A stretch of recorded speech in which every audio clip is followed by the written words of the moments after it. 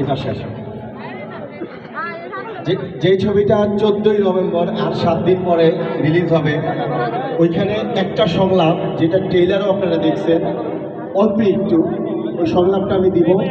আমার মনে হয় এই সংলাপটা দেওয়ার পরে আপনারা বুঝবেন এই ছবিটা কোন ধাঁচের ছবি, কোন অ্যাঙ্গেলের ছবি হবে। কিন্তু আমার দিকে তাকাবো।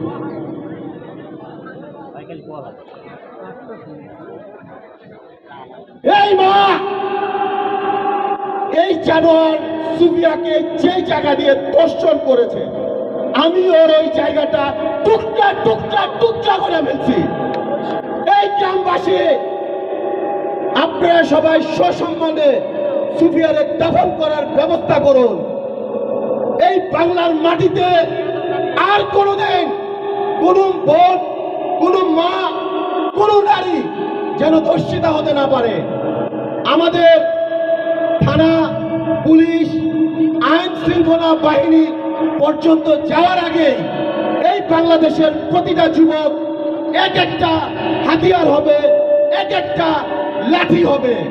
আমাদের স্লোগান, এই দেশে আর কোনোদিন কোন নারী, কোন বোন, কোন শিশু ধর্ষিতা হবে না।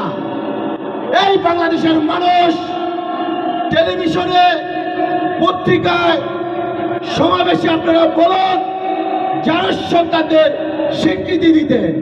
ধন্যবাদ, আপনারা সবাই ভালো থাকবেন। ধন্যবাদ রাসেল ভাইয়ের জন্য।